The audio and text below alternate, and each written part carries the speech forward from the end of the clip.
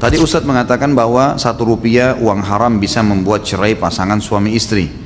Memang benar Ustadz, suamiku selalu memarkup nilai proyek yang sudah diamanahkan seseorang kepada suamiku. Tapi hati suamiku tertutup, dia bilang halal. Bagaimana cara meyakinkan bahwa membuat nilai proyek lebih adalah haram? Akibat uang haram tersebut banyak. Belum dikaruniai anak pertama. Yang kedua, doa tidak dikabulkan. Yang ketiga, selalu ribut antara suami istri. Yang keempat, hati menjadi tidak tenang. Yang kelima, malas beribadah. Ya. Di sini pertanyaannya apa ini tadi? Berarti bagaimana cara mengingatkan dia ya kalau markup itu adalah uang yang haram? Saya yakin subhanallah semua perbuatan dosa teman-teman sekalian di dalam jiwa orang yang melakukannya ada kata hati nuraninya itu tidak benar. Ada pasti. Dia mau mengambil sesuatu, hatinya pasti mengatakan itu tidak benar, menahannya. Tapi dianya digoda oleh syaitan sehingga terkuasai. Harus dia bahasakan, dijelaskan kalau itu haram. Berikan contoh kalau emang lebih jelas begini. Kalau seandainya dibalik, bilang sama suami, kalau kamu misalnya atau anda atau apalah dipanggil nama dia, menjadi pemilik perusahaan, lalu ada pegawai seperti anda posisinya. Mau memarkup harga, memanipulasi data, mau nggak kira-kira kalau pegawainya gituin? Ini seperti retorika yang Nabi SAW gunakan kan pada saat seorang anak muda minta berzina. Kata Nabi, kau ridho nggak kalau ibumu dizinai? Enggak. Saudarimu? Enggak. Anakmu? Enggak. Lalu kenapa kau ridho menzinai saudarinya, ibunya, istrinya orang lain? Tidak mungkin. Maka retorika itu bisa disampaikan, insya Allah mudah-mudahan sambil kita doakan kepada dia. Jadi nggak boleh memang. Lemparkan pertanyaan lain juga, misalnya selain kalau kamu jadi pemimpin perusahaan dan dikhianati oleh bawahanmu, mau nggak kira-kira? Ya. Juga bisa dikatakan untuk mengetahui ini benar atau tidak. Kalau seandainya pimpinan kamu mengetahui kamu melakukan ini, kira-kira dipecat atau dipertahankan? Coba lemparkan pertanyaan. Semua pertanyaan masuk akal kok kan gitu. Nggak ada pimpinan perusahaan mau mempertahankan pegawainya yang sudah buat khianat, nggak mungkin. Itu dari sisi rasional, ya manusiawi. Sisi agama jelas haram, nggak boleh. Haknya orang lain itu. Anda pakai logo perusahaan, pakai baju perusahaan, namanya terdaftar di perusahaan tersebut, punya daftar gaji di situ, punya meja kerja, jelas tidak boleh sama sekali mengambil apapun yang berhubungan dengan haknya perusahaan, tidak boleh. Sampai pernah saya jelaskan teman-teman sekalian, haram hukumnya antum memakai pulpen yang dikasih oleh perusahaan untuk kerja, dipakai untuk kebutuhan yang lain, tidak boleh. Kecuali perusahaan izinkan, tidak boleh sama sekali. Harus hati-hati nih. Mana yang hak antum pribadi, hak antum pribadi. Dikasih HP oleh perusahaan ini ya, untuk kerja, jangan pakai yang lain. Beli HP sendiri untuk kita pakai, itu untuk pekerjaan. Kalau mau ini namanya muru'ah ini, pertanyaan yang tadi sebelumnya. Ini sama, menjaga hubungan dengan Allah Subhanahu Wa Taala. Nggak boleh memang dititipin uang, jangan dipakai. Memang untuk itu ya sudah, untuk itu amanah. Dari situ udah tingkat amanah kita, jaga atau enggak gitu. Nggak boleh dipakai, pakai dulu deh, nanti baru diganti akhir bulan, nggak bisa. Harus dijaga ini kan gitu. Jadi tanyakan kepada dia, tentu saja. Dan ini efek-efek ini masih kecil, ini masih banyak yang lain, banyak. Bisa suami istri cerai, saya bilang bisa menjadi penyebab. Uang haram bisa menjadi penyebab ributnya suami istri, penyakit yang berat, banyak sekali masalah, banyak. Orang beli mobil karena uang haram, 1-2 hari dia bangga, seminggu dia bangga, mobilnya orang bangga, puji dia. Lihat setelah sebulan, lihat setelah 6 bulan, masalah, pasti masalah. Gak ada yang haram itu gak masalah. Bukankah orang sudah banyak kebongkar, di Indonesia ini contohnya, begitu mengumpulin beli rumah mewah dari uang haram, beli mobil mewah, beli gini, subhanallah di akhir hidupnya ketahuan, diekspos di media, disita oleh pemerintah, dipermalukan, keluarganya jadi terbengkalai, anak-anaknya berhenti sekolah, dia di penjara, namanya rusak. Untuk apa? Untuk apa? Nggak ada teman-teman sekalian. Jangan anda ini merasa, oh saya lepas dari Allah nih, nggak ada yang awasin saya, nggak apa-apa. Nggak bisa ini. Harus paham masalah itu, nggak boleh sama sekali. Ustaz, bagaimana jika ada suami yang tidak lagi memberikan nafkah lahir batin kepada istri? Istri sudah minta cerai tapi suami tidak mau menceraikannya. Ini harus diceraikan. Ya, anda boleh menggugat, tidak ada masalah. Seorang suami yang tidak menjalankan kewajibannya dan sudah diingatkan tetap aja ngotot, egois, nggak bisa. Anda ajukan ke hakim. Di Indonesia ada peraturan kita kan di pemerintah gitu kan, wanita boleh menggugat cerai kepada hakim gitu kan. Nanti hakim yang memutuskan dengan cara diundang 3 kali si suami ini. Kalau dia tetap tidak mau datang maka diputuskan oleh oleh pemerintah, oleh pengadilan gitu kan. Ini tidak boleh dipertahankan. Saya sudah katakan tadi, kalau ada penyakit yang berbahaya dalam rumah tangga, suami suka mukul, tidak memberikan nafkah, kasar kalau berbuat hal-hal yang memang menyusahkan si muslimah ini. Untuk apa bertahan dalam rumah tangga itu kalau sudah diingatkan tidak mau gitu kan? Sebaliknya juga begitu. Kalau ada seorang laki-laki, jadi jangan cuma simbolnya masalah cinta, nggak boleh. Cinta kita sebagai seorang mukmin, perhatikan ya, hanya karena Allah. Selesai. Orang ini patuh pada Allah, saya cinta padanya. Begitu hilang kepatuhannya pada Allah, hilang cinta saya sama dia. Itu konsep dasar. Yang kita sekarang ini salah, peletakan cinta bukan pada tempatnya, terpengaruh dengan orang-orang barat, film-film, sinetron, cintanya kepada individu itu. Sehingga kalau orang ini mati, mau mati juga. Kan gitu. Orang ini sakit juga mau sakit. Dari mana itu? Nabi SAW tidak pernah seperti itu, gitu kan? Jadi cintanya karena Allah SWT diingatkan.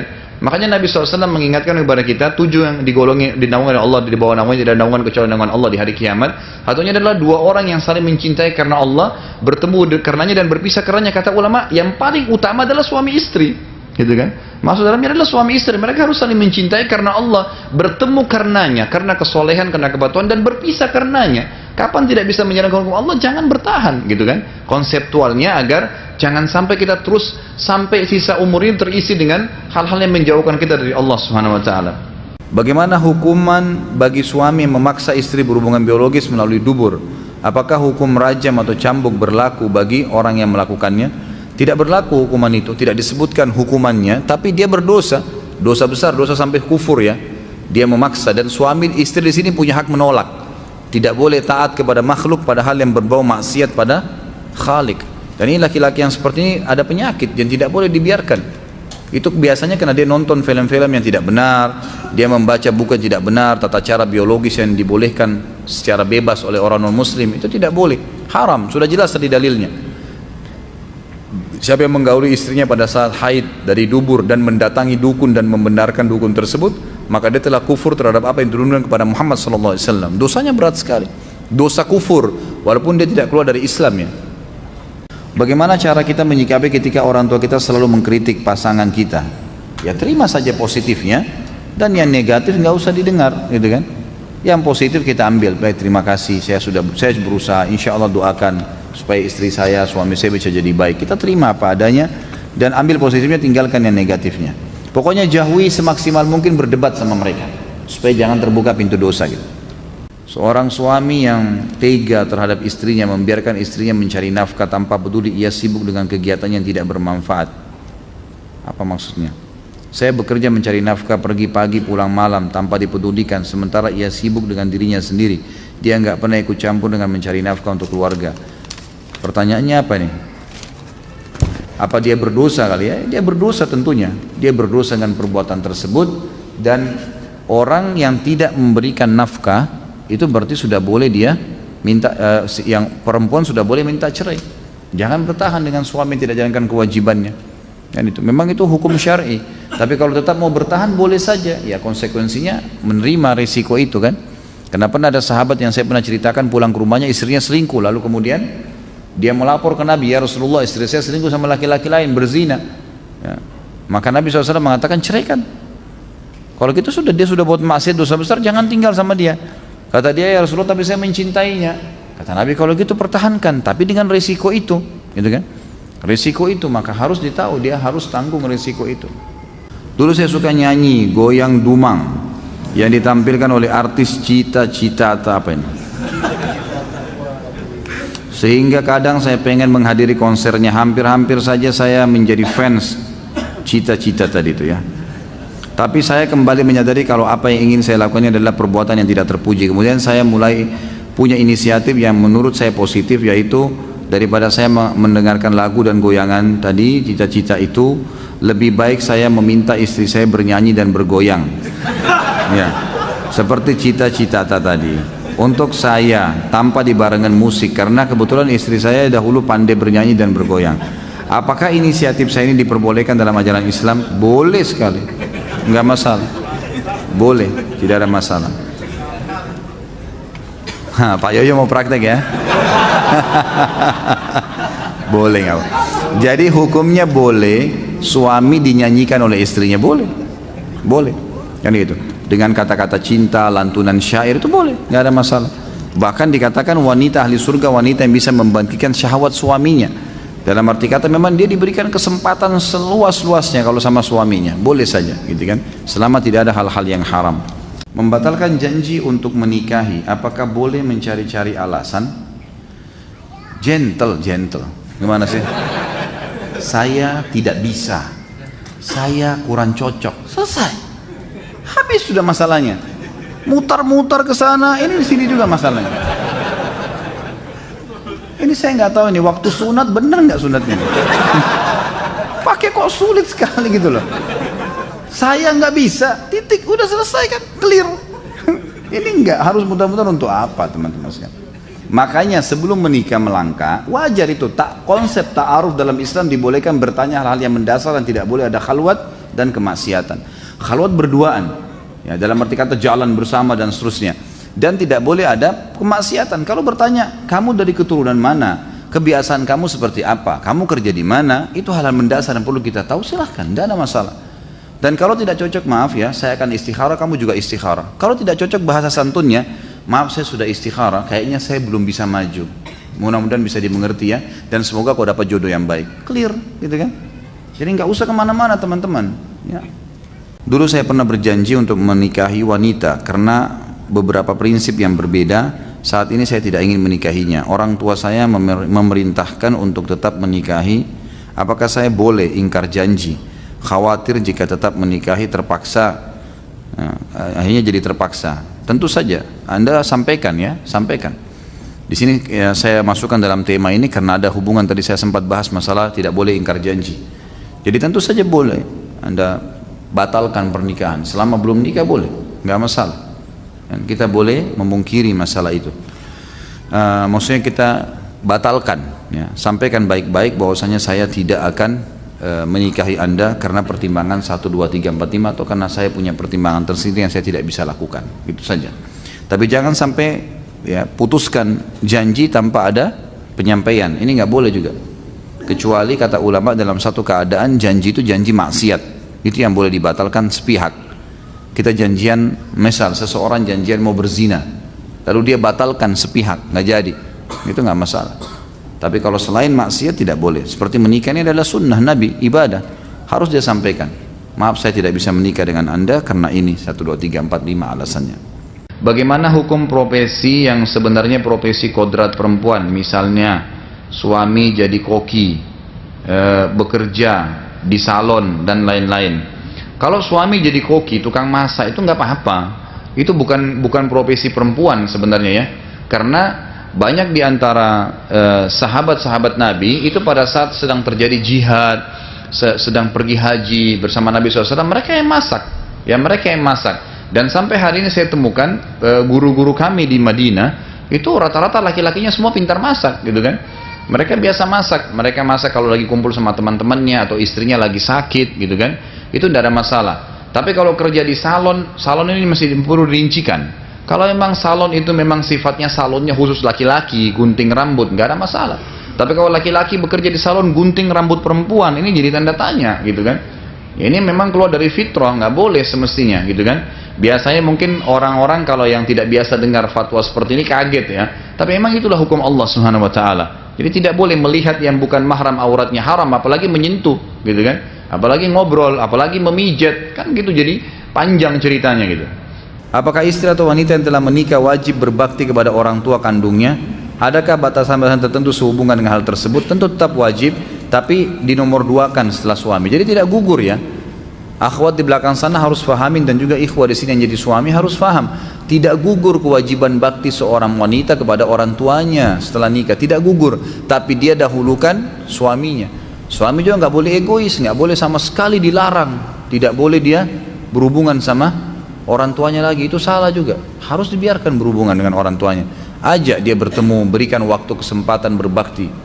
Hukum wanita yang memberi tambahan nama suaminya di belakangnya, apakah termasuk menisbatkan diri pada suami? Kalau hanya sekedar panggilan, misal Aisyah menikah dengan Ahmad, lalu dikatakan Ibu Ahmad, nggak ada masalah itu. Maksudnya, oh ini istrinya si fulan, atau istrinya Pak Ahmad, nggak ada masalah itu. Tapi kalau dia ganti nama orang tuanya, Nama ayahnya ini nggak boleh. Ini bagian dari dosa besar. Nanti ada bahasan di dosa besar kita itu, nggak boleh, haram menisbatkan diri kepada selain ayah, nggak boleh. Coba kita lihat istri-istri Nabi. Aisyah, pernahkah kita dengar ada riwayat Aisyah Muhammad, Hafsah Muhammad, Sofia Muhammad? Nggak pernah. Selalu dalam riwayat disebutkan Aisyah binti Abi Bakar, Hafsah binti Umar, gitu kan? Sofia binti Huyai. Huyai itu ayahnya Sofia, orang Yahudi, meninggal dalam keadaan kafir. Tetap dinisbatkan namanya itu, gitu kan? Jadi nisbat ayah itu nggak bisa diganti. Saya sarankan tidak usah ini. Bapak-bapak di sini yang punya istri nggak usah bangga dengan namanya harus dinaikkan ditulis itu, karena kita kan sudah punya tahu, kita punya hukum akad nikah jelas.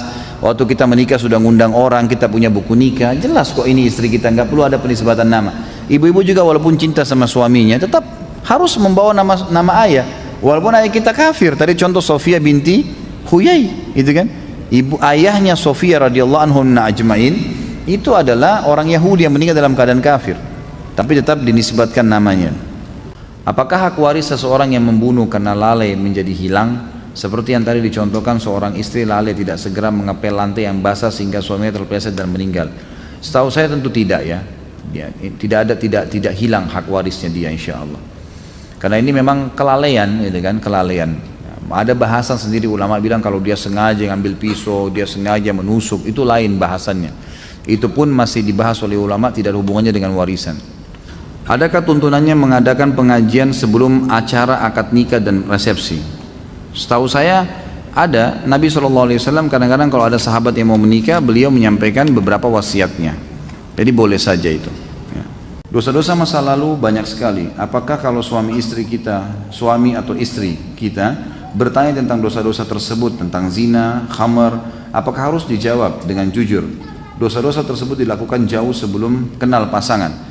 Kalau masalah aib diri kita ditanya, ini nggak boleh kita sampaikan. Itu lain lagi babnya. Namanya kita harus tasattur. Menutupi aib adalah bagian daripada perintah agama, gitu kan? Beda dengan bahasan kita kesaksian palsu atau dusta nih. Misal kita memang tahu ini haknya orang lain, lalu kemudian kita rekayasa keadaan atau kita dusta supaya jatuh tidak didapatkan oleh dia, ini yang haram. Tapi kalau kita pernah berbuat dosa masa lalu, Allah tutupin aib tersebut, dan kata Nabi SAW kita memang disuruh tutupin, gitu kan? Bahkan menutupi aib orang lain diperintahkan. Kalau ada orang yang bertanya, waktu pasangan kita bertanya, apa kau pernah berzina, apa kau pernah minum khamr, ini nggak usah dijawab. Bahkan kata ulama, tidak wajib dijawab oleh seorang wanita atau pria yang mau menikah dengan pasangannya, ini baru mau menikah, bukan cuma sudah jadi istri, ditanya, apa kau pernah berzina, apa kau pernah gini dan begitu, maka tidak usah dijawab, tidak perlu dijawab. Saya tidak jawab karena agama tidak membolehkan saya untuk menceritakan aib kalau memang pun itu ada. Gitu kan? Cuma seperti itu. Jadi tidak perlu diceritakan, sama sekali tidak perlu diceritakan. Dan bagi pasangan tidak boleh tanya ini ke pasangannya ya, nggak usah tanya. Ini ngomong-ngomong kamu ini pernah pacaran nggak? Kamu pernah dicium nggak? Kamu pernah dipegang nggak? Kamu pernah ini nggak? Apa ini nyahin penyakit? Kalau pasangannya bilang iya, coba gimana? Kan dia pegal sendiri, gitu kan? Nggak usah nanya. Untuk apa nanya? Sekarang depan mata saya ini orangnya, ya sudah nikmatin yang ini, selesai, kan gitu. Untuk apa korek-korek masa lalu ini? Bagaimana jika dalam rumah tangga posisi istri sebagai pencari nafkah utama, sedangkan suami hanya pengangguran atau kerja musiman? Apakah boleh suami yang mengurus rumah dan anak-anak sedangkan istrinya kerja? Sebenarnya kalau kasus istri itu bekerja, dalam Islam boleh-boleh saja, ya, boleh-boleh saja. Itu tidak ada larangan selama tidak mengganggu aktivitas ya yang merupakan kewajiban dia utama, gitu kan. Kalaupun dia harus darurat, suaminya memang belum ada kerjaan tapi dia kerja, maka dia pamit dengan suaminya baik-baik dan dia coba mempertemukan antara pekerjaan rumah tangganya dengan pekerjaan utamanya, pekerjaan dia di luar rumah, gitu kan. Ini boleh saja. Makanya para ulama sekarang memfatwakan bolehnya seorang muslimah jadi guru. Sebagaimana kita temukan misalnya di Madinah, di Mekah, di Saudi umumnya, itu banyak sekali guru-guru wanita. Mereka mengajar jadi dosen, mereka menjadi kepala sekolah, mereka menjadi ketua yayasan di tempat-tempat lembaga yang memang banyaknya memang wanita juga di situ, gitu kan. Mereka bekerja dan suaminya juga ada yang kerja, tapi itu tidak dilarang oleh para ulama selama tidak terbengkalai kewajiban mereka, gitu kan.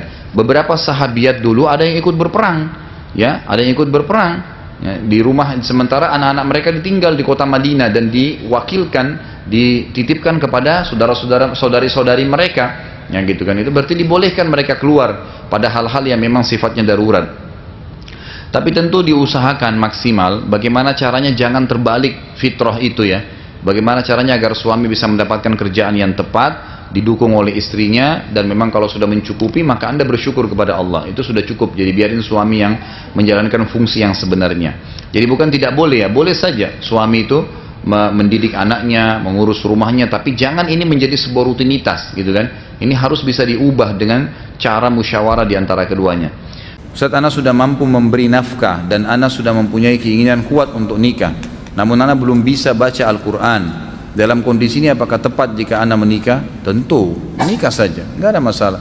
Tidak masuk dalam syarat menikah bisa mengaji. Mengaji wajib dalam Islam, tapi bukan berarti karena orang belum bisa ngaji kemudian tidak bisa menikah. Kecuali wanitanya bilang, saya mau kamu nikah dengan saya, tapi syaratnya kamu harus bisa mengaji, misal.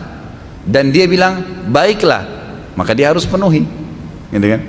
Atau dia jadikan mahar buat istrinya ayat Al-Quran, maka itu berarti dia harus bisa membacanya. Ini poin ya. Bagaimana bila seorang istri yang masih mempunyai ibu, dia ingin terus berbakti kepada ibunya karena ibunya sudah tua, tetapi karena mengurus suami dan anak jadi tidak bisa selalu berbakti kepada ibu. Bagaimana caranya untuk bisa mendapatkan berbakti kepada ibunya? Tentu saja tetap suami diprioritaskan. Pada waktu lowong dia berusaha untuk pamit dengan suaminya, gitu kan? Lebih baik lagi kalau suaminya mengizinkan ibunya tinggal bersama-sama. Maka lebih mudah kalau suami lagi bekerja, dia bisa bakti dengan ibunya, gitu kan? Dan cara untuk bakti ini banyak sekali. Kita mengirim memasakkan masakan misalnya, sambil masak buat suami sama anak-anak, juga masakan buat ibu dan diantarkan ke sana pada saat suami lagi keluar, gitu kan? Yang jelas harus suami didahulukan. Hukum syar'inya begitu. Jadi jangan sampai kita melampaui hukum ini. Jadi tetap banyak cara. Telepon misalnya, tanya kabarnya. Kalaupun meminta dikunjungi atau dijenguk atau diantar ke rumah sakit, pamit sama suami, sampaikan baik-baik, insya Allah. Kalau niat kita baik, Allah juga akan lunakkan hati suami. Apabila seorang wanita tidak dinafkahi dengan benar selama belasan tahun, sehingga si wanita harus meminta makan dan kebutuhan harian dari orang tua si wanita, apakah si wanita boleh mencari nafkah sendiri dengan meninggalkan anak-anak mereka di rumah? Anak-anaknya dititip ke keluarga? Bisa. Dan bahkan dia bisa mengambil harta suaminya diam-diam, gitu kan? Itu disebutkan dalam hadis Bukhari. Tapi yang dia ambil hanya haknya. Beranjak daripada hadis Hindun, istri Abu Sufyan, yang pernah mengatakan, ya Rasulullah, Abu Sufyan orang yang sangat pelit, tidak pernah mau tahu kebutuhan saya sama anak saya, pokoknya nggak pernah kasih duit. Dia pulang cuma tahu sudah ada makanan. Ini super luar biasa. Maka kata Hindun, ya Rasulullah, boleh nggak saya ambil duitnya Abu Sufyan? Kata Nabi SAW, boleh kau ambil, tapi hanya kebutuhanmu sama anakmu saja, jangan lebih haram, mencuri, gitu kan? Artinya nafkah itu sesuatu yang kalau tidak ada, tidak bisa jalan roda kehidupan, maka itu dibolehkan, sebatas itu. Tapi kalau dia mau bekerja misalnya, karena suaminya nggak kasih duit, memang tidak penuhi ya. Lain kalau suami itu memang pas-pasan kerjanya, ya itulah penghasilannya, ya si istri harus sabar, terima itu saja, udah jalanin gitu kan. Tapi kalau memang suaminya sama sekali nggak mau peduli, kayak dalam perkataan ini memang suami nggak pernah kasih, ya di sini ulama mengatakan boleh dia keluar untuk mencari nafkah, minta pada orang tuanya atau dia bekerja, ya karena memang kalau tidak suaminya nggak menjalankan kewajiban, bagaimana? Dia tidak mungkin bisa hidup dengan cara lain gitu. Ustadz, istri saya seorang wanita yang berkecukupan sehingga segala kebutuhannya mampu ia penuhi sendiri tanpa harus meminta lagi, apalagi menuntut nafkah dari saya. Maksud saya di sini nafkah harta dan kebutuhan lahiriah. Bahkan jika saya tidak bekerja sekalipun tidak menjadi masalah baginya dan dia pun menyanggupi kebutuhan saya dan anak saya. Nah, apakah saya berdosa jika saya tidak bekerja dan menafkahinya? Atau apakah saya berdosa jika saya hanya mengandalkan apa yang dimiliki oleh istri saya? Terima kasih. Berdosa, nggak boleh. Anda laki-laki harus punya harga diri. Kewajiban memberikan nafkah kepada istri wajib walaupun istri kita miliarder. Nggak bisa. Satu keadaan gugur itu kalau istrinya bilang, sudah saya nggak perlu dinafkahi, itu baru gugur. Tapi itu pun tetap harus laki-laki jaga harga dirinya. Ya, subhanallah, fitrah itu, fitrah. Tetap kita berikan kebutuhan istri walaupun dia mampu. Kebutuhan dasar yang tidak bisa jalan roda kehidupan tanpanya, beli beras, beli gula, bayar listrik. Kalau istri kita misal dia mau beli mobil dengan duitnya dia, itu boleh saja. Itu sudah bukan masuk dalam nafkah itu. Karena nafkah itu sesuatu yang tidak bisa kalau tidak jalan kehidupan tanpanya, nggak bisa hidup. Air, gula, beras dan seterusnya ini harus ada. Itu nafkah. Tetap kita penuhin itu. Selebihnya kalau istri yang mau mengubah rumah, mau gubah garasi rumah, mau cat ini pakai duitnya dia, ya terserah dia, silahkan, gitu kan. Tapi tetap sebagai laki-laki harusnya punya harga diri, dan saya sarankan jangan terhanyut dengan itu, ya, karena itu ada pahala sendiri. Bahkan kata Nabi SAW mengatakan bagi laki-laki, dinar yang engkau infakkan di jalan Allah, jihad, dinar yang engkau berikan kepada pembebasan budak, dinar yang engkau berikan kepada fakir miskin, dan dinar yang engkau berikan untuk istri dan anakmu jauh lebih besar pahalanya. Jadi memberikan nafkah kepada istri anak lebih besar daripada pahala jihad tuh, daripada bebasin budak. Mestinya kita kejar fadilah itu, gitu kan. Jadi walaupun pas-pasan kita harusnya memberikan nafkah itu. Apakah berbohong ketika masakan istri atau ibu tidak enak termasuk kondisi yang diperbolehkan untuk berbohong? Dan apa hukumnya kita berbohong untuk melindungi aib kita atau saudara kita? Boleh saja, ya. Kalau makanan termasuk dalam, ulama kasih contoh. Misal asin sekali, enak gak? Enak. Nggak mau. Tapi besok kurangin garamnya ya. Titipin pesan. Apa-apa itu. Kalau untuk pasangan ya, kalau untuk orang tua ini saya tidak temukan dalilnya. Ibu kita misalnya memang nggak enak masakannya, maaf ya Bu ya, mungkin saya kurang cocok, misalnya kita bahasakan lebih santun, gitu kan? Mungkin seperti itu. Kalau bolehkah kita berbohong untuk melindungi aib saudara kita? Itu tidak boleh, sama saja tidak boleh. Ini semua yang kita bahas tadi seperti itu, apa adanya, jujur, nggak usah dilindungin apa-apa. Bagaimana jika istri yang sudah punya gaji dari pekerjaannya sendiri pengen naik haji, sedangkan suami belum ada dana untuk berangkat haji? Dana istri hanya cukup untuk satu orang saja. Apakah boleh istri pergi haji sendiri? Sebaiknya memang nunggu. Sebaiknya ya, itu menunggu. Dan ini sudah pernah saya jelaskan tentang masalah hukum mahram dalam safar gitu kan. Tapi yang jelas kalau saya Allahu alam tentu jauh lebih baik, lebih indah kalau misalnya Anda bersama-sama. Dan ingat, yakinlah, kapan seseorang itu niat benar ingin pergi haji, dia nabung dari awal, Allah akan mudahkan kok. Ya, Allah SWT akan mudahkan. Siapapun niat untuk mengerjakan sesuatu ibadah, Allah akan mudahkan buat dia. Anda mau tidur sebentar malam, niat mau bangun tahajud, itu tiba-tiba terkaget sendiri nanti malam, gitu kan? Allah akan bangunkan dengan caranya. Jadi kalau diniatkan, insya Allah akan ada sendiri. Allah akan berikan kemudahan untuknya. Bagaimana jika saya ingin menikah dengan laki-laki non-muslim, namun dia berjanji akan menikahi saya dengan masuk Islam, syahadat. Namun saya khawatir dia masuk Islam hanya untuk bisa menikahi saya. Setelah itu dia tidak menjalankan syariat sebagai seorang muslim, sholat.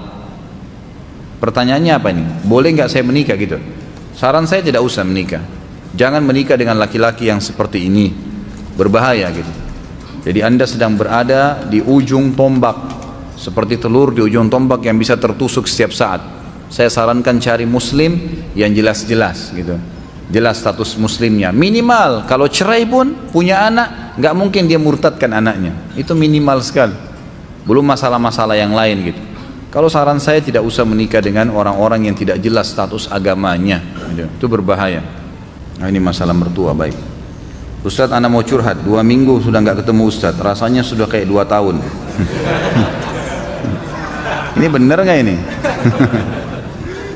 Ana jika pulang kantor jam 5, Ana nggak langsung pulang karena macet perjalanan ke rumah, dan Ana menunggu sholat maghrib dan isya berjamaah karena saya tidak mau tertinggal fadilah sholat berjamaah. Bahkan kalau malam Rabu seperti ini Ana datang ke kajian Ustadz Khalid di Blok M. Namun setiap pulang Ana selalu ditegur mertua, pulang selalu malam-malam, kamu kan bukan bujang lagi, sudah punya anak. Apa yang harus saya lakukan Ustadz? Ana sudah menjelaskan alasannya pulang malam, namun mengingat saya masih tinggal bersama mertua dengan lingkungan keluarga yang belum sunnah, apakah mertua termasuk orang tua saya juga yang bila melawannya termasuk durhaka? Tentu jangan digunakan bahasa melawan, tetap jelaskan baik-baik gitu kan.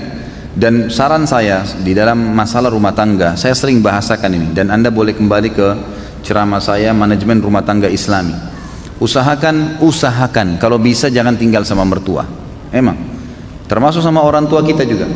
Kalau saya tinggal sama orang tua saya, berarti istri saya akan tinggal sama mertuanya gitu kan. Ibu saya kalau mau nata pasang gorden warna coklat di sana, istri saya pengen warna pink misalnya, ini jadi bentrok ini. Mereka juga punya keinginan masing-masing, gitu kan? Sama halnya terbalik juga begitu.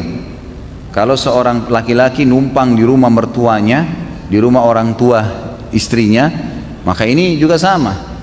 Tentu ayahnya, mertua laki-lakinya punya keinginan tertentu, juga ibunya, mertuanya pengen keinginan tertentu, pengen masak tertentu, dia pengen makan yang lain. Saran saya Allahu alam, lebih baik pindah walaupun kos, ya, semampunya, kontrak nggak apa-apa. Belajar mandiri itu lebih baik. Ini pertama, karena kita kalau rumah tangga sendiri pertama lebih sesuai dengan syar'i. Karena memang di zaman Nabi SAW pun orang kalau menikah itu tidak tinggal sama mertua, tidak tinggal sama orang tua, mereka pindah. Walaupun itu pas-pasan gitu kan. Kemudian yang kedua, kita leluasa mengatur waktu.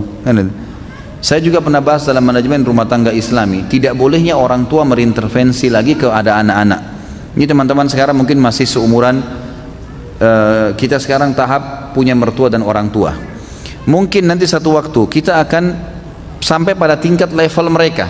Kita akan punya anak-anak nanti. Jadi Anda kalau punya anak-anak nanti, kalaupun mereka sudah menikah, jangan pernah intervensi ke dalam, nggak boleh. Kecuali anak-anak kita minta tolong atau kita lihat kemungkaran.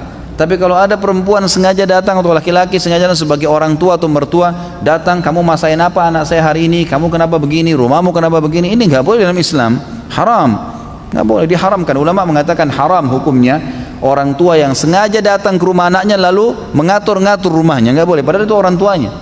Nggak boleh dia, gimana caranya? Rumah tangganya orang nggak boleh lagi dicampur, kecuali kita lihat kemungkaran, salah, emang begitu. Kan itu. Pernah ada terjadi malah mertua datang ke rumah anak mantunya mau kerja, dilarang kerja, nggak boleh kerja kamu hari ini. Ini aneh, kenapa nggak boleh kerja ibu? Wah, pokoknya nggak boleh kerja, gitu kan? Hari ini di rumah saja, gantian sama istrimu lihat anak-anak. Nggak bisa ini, gimana caranya? Cari nafkah wajib, Allah yang wajibkan, ketemu haknya Allah yang wajib dengan, apalagi ini mertua kedudukannya bukan seperti orang tua. Orang tua aja nggak boleh diikutin kalau melanggar, mencari nafkah wajib, harus kewajiban gitu kan, Allah bebankan itu. Maka harus kita faham masalah-masalah seperti ini. Saran saya yang pertama adalah coba kalau bisa pindah tempat dengan santun tentunya. Jangan memahami bahwasanya harus langsung spontanitas segala, tidak. Bahasakan baik-baik, ajak istri, komunikasi baik-baik supaya bisa nggak kalau kita rumah tangga sendiri, saya ingin lihat kamu masak sendiri, saya ingin lihat kamu tata rumah sendiri, dibahasakan baik-baik insya Allah. Kemudian juga bahasakan baik sama mertua, terima kasih saya sudah numpang selama berapa waktu di sini, saya bisa nggak mau mandiri insya Allah, bukan saya bisa ya, saya akan mandiri, langsung dibahasakan to the point, saya akan mandiri biar saya juga merasa bisa ya berkorban buat buat istri saya dan seterusnya gitu kan. Jadi seperti itu yang kita lakukan, Allah alam. Kalau tetap masih tinggal, kemudian posisinya seperti ini jelaskan apa adanya argumentasinya, karena memang saya ikut pengajian dulu dan saya merasa ada ketenangan. Kalau belum pun marah, ya sudah.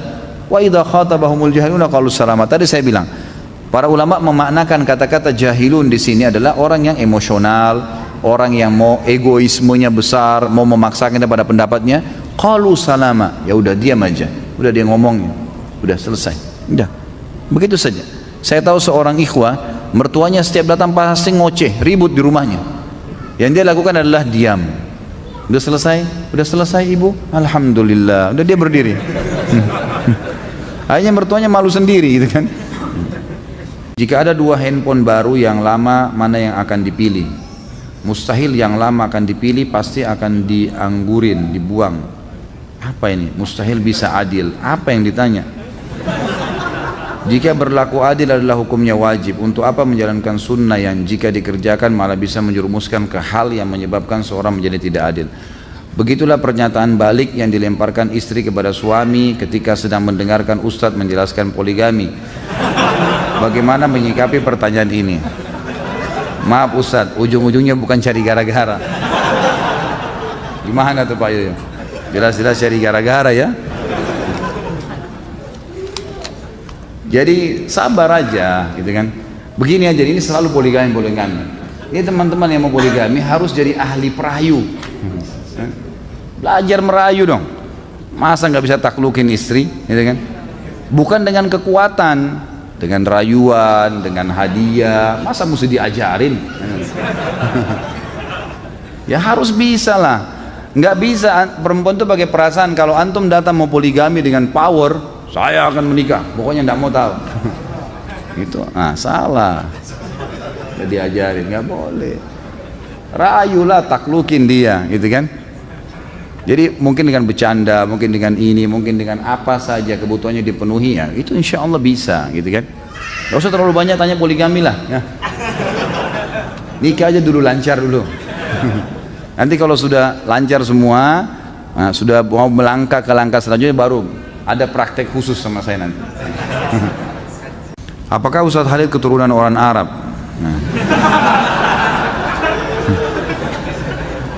Banyak teman anak keturunan Arab di Indonesia, jika ditanya dalam hal pernikahan, mereka mengatakan tidak boleh menikah dengan selain keturunan Arab, misal dengan pribumi dan lainnya, dan harus menikah dengan keturunan Arab juga dengan alasan agar keturunannya atau marga Arabnya tidak hilang atau terputus.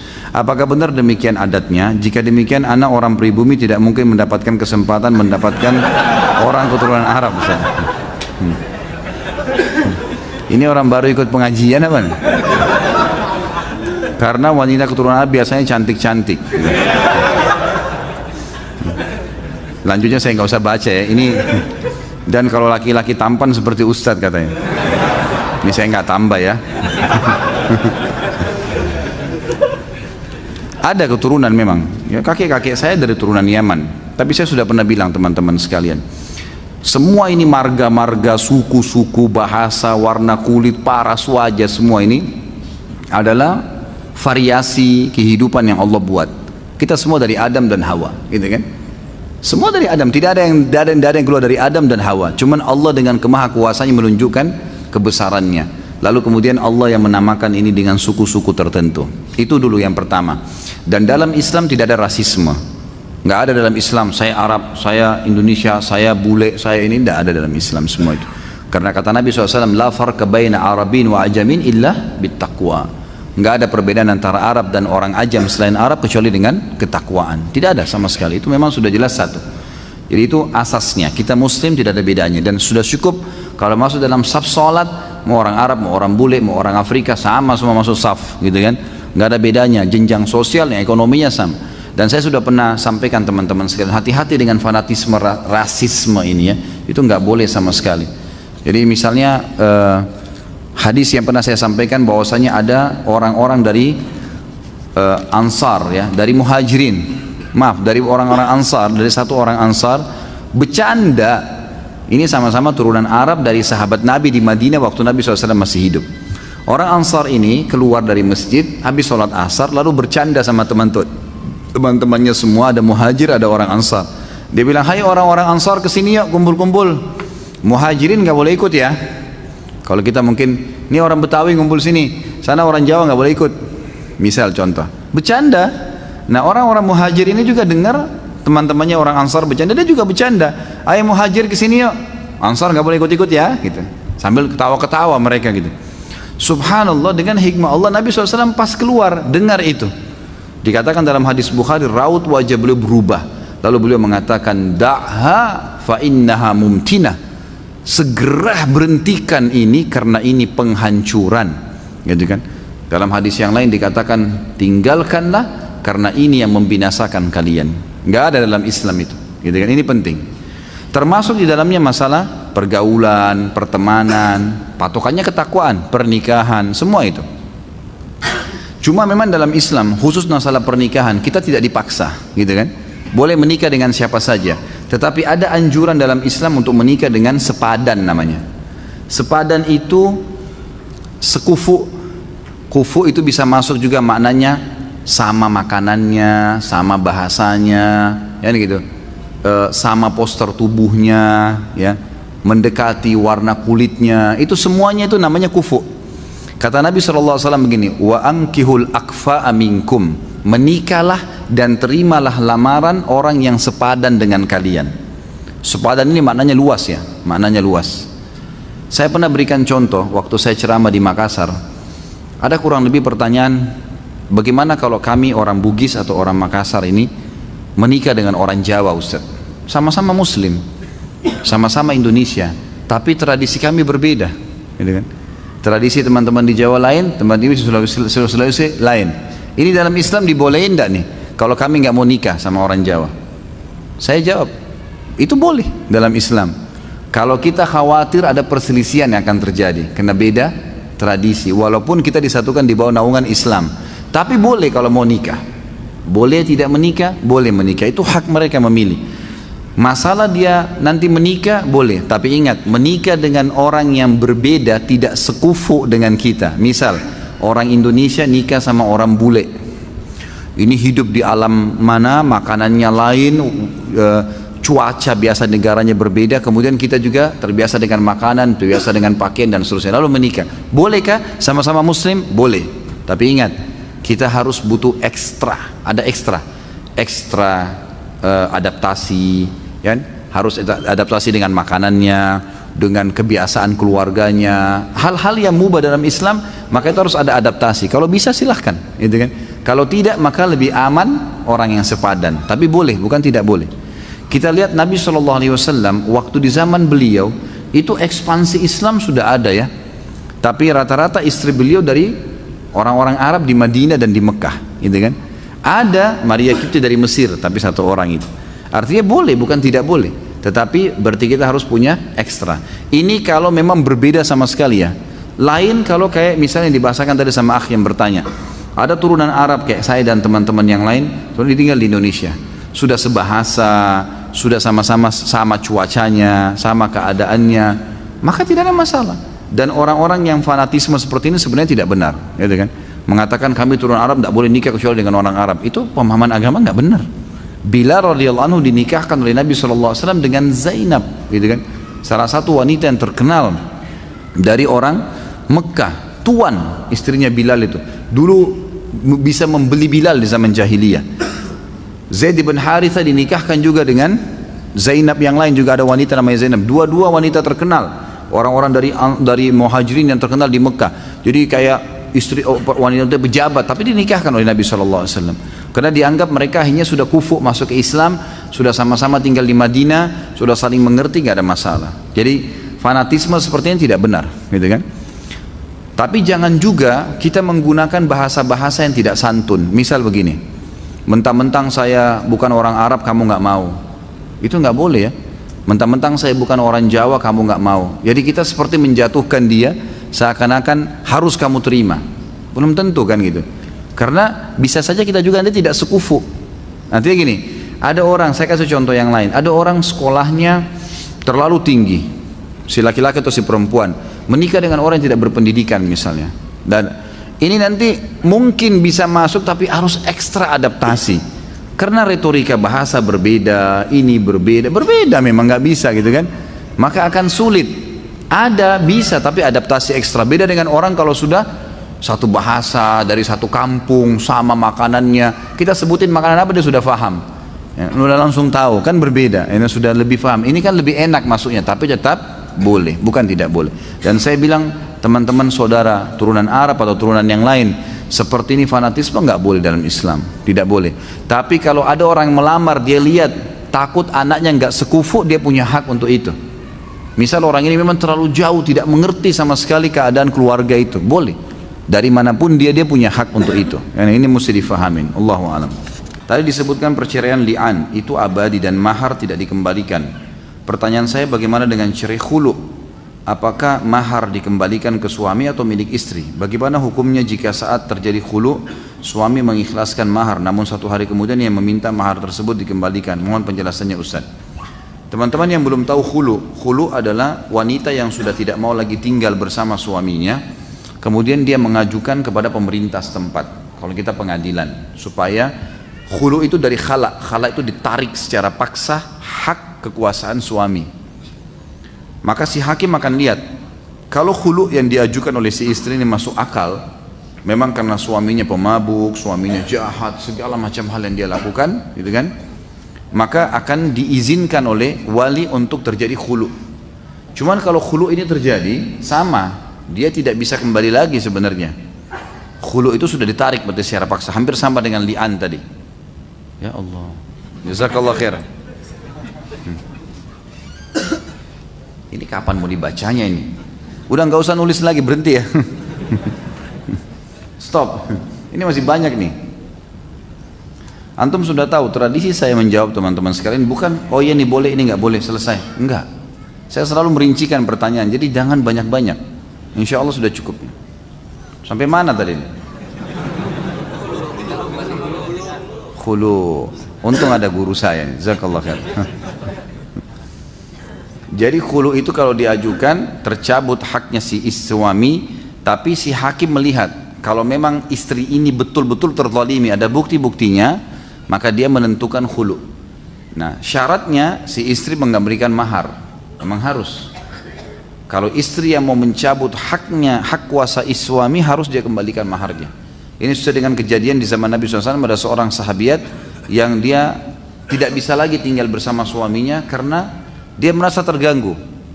Dia menemukan banyak aib pada diri suaminya yang dia kalau mau didekati oleh suaminya merasa terganggu sekali. Maka dia pun mengatakan, ya Rasulullah, boleh nggak saya ajukan perceraian? Kata Nabi SAW, kalau kau kembalikan maharnya silahkan. Maka si perempuan mengatakan, baik saya kembalikan maharnya. Kebetulan waktu itu dikasih kebun kurma yang luas. Maka dikembalikan wanita tersebut, lalu Nabi SAW menentukan khulu'nya, gitu kan? Menentukan khulu'nya. Jadi mahar memang dikembalikan. Kalau suami halalkan ya sudah jadi halal. Dan tidak bisa lagi dalam Islam sesuatu yang sudah dikasih ditarik kembali, ini nggak ada ceritanya. Kecuali kalau dipinjamkan, gitu kan? Itu nggak boleh. Pemberian sudah dikasih ya sudah, nggak bisa lagi kita tarik. Pak Ustadz, jika suami sudah berusaha membimbing dan mengingatkan istrinya untuk taat kepada Allah, namun istrinya tidak menuruti, apakah sang suami masih mendapat dosa atau maksiat yang dilakukan sang istri? Tidak lagi, ya sudah tidak lagi kalau seandainya dia sudah ingatkan.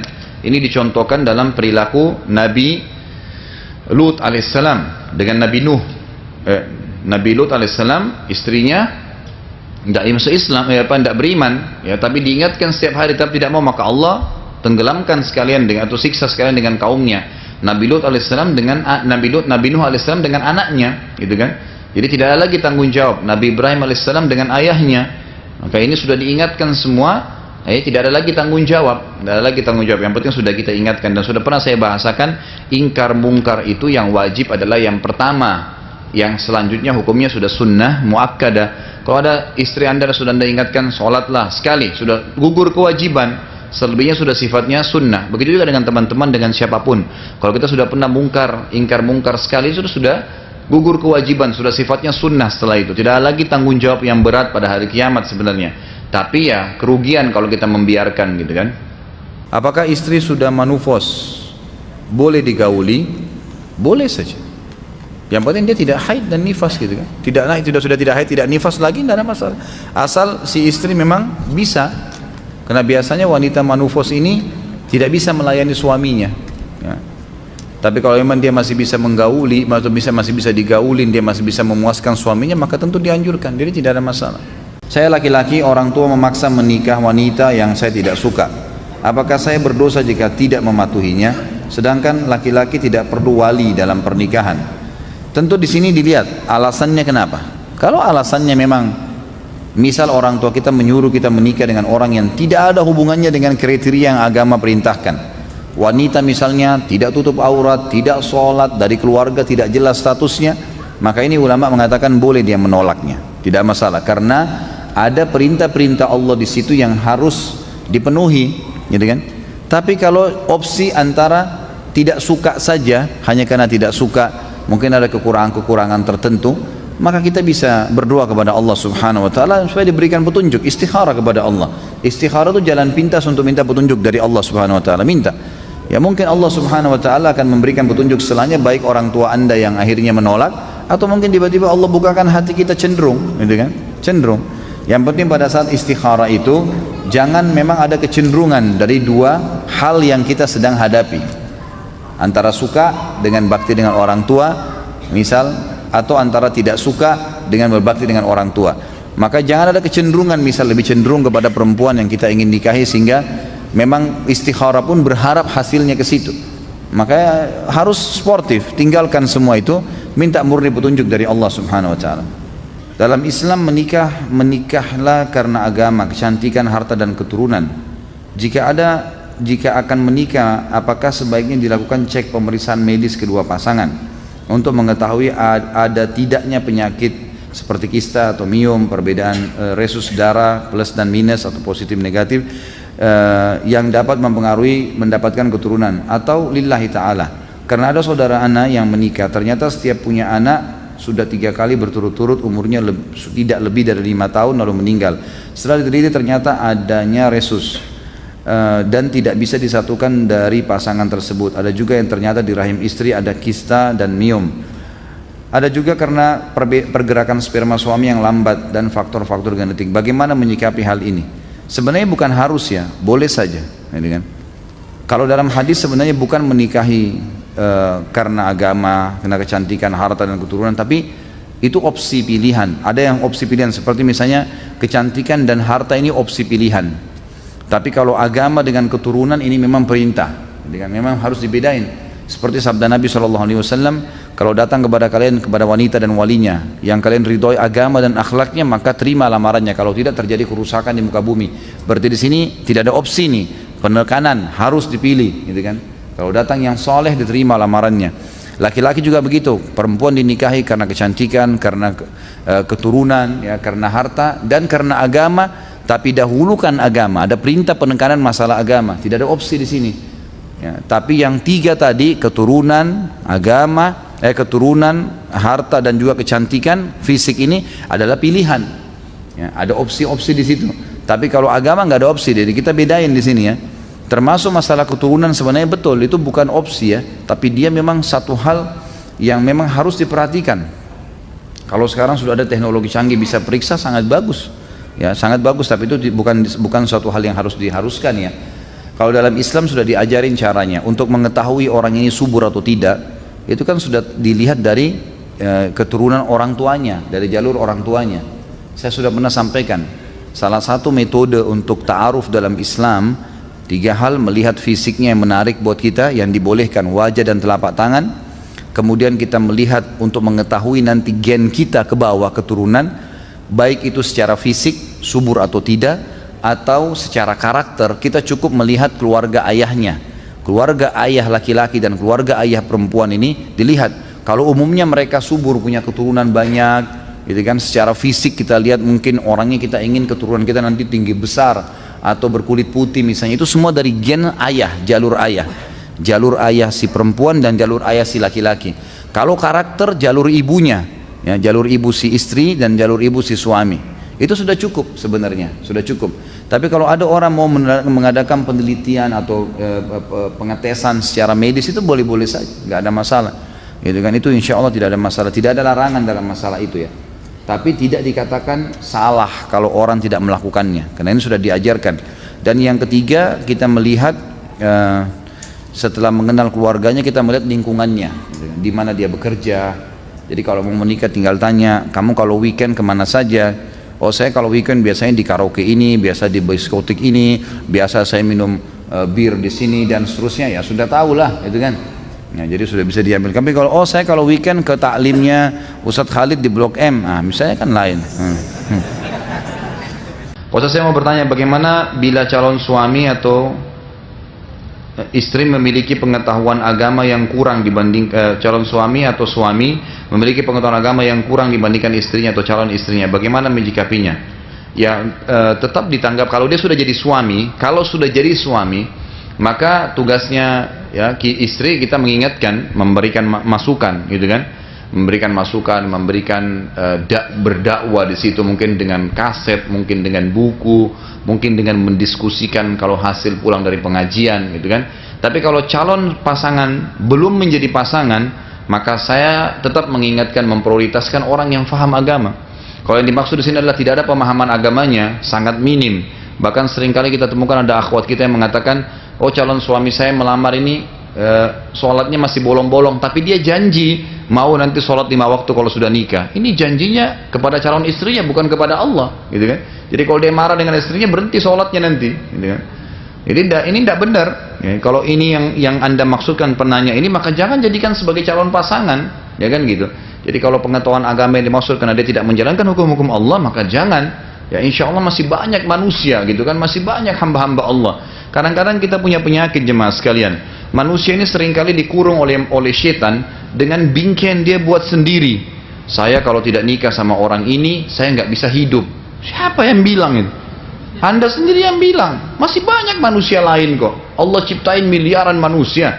Yang penting Anda yakin insya Allah kepada Allah, pasti masih bisa. Kecenderungan kita yang lahir itu kan karena kita cuma sudah mengenal saja. Kalau enggak, maka sama saja. Jadi jangan ragu, insya Allah masih banyak makhluknya Allah.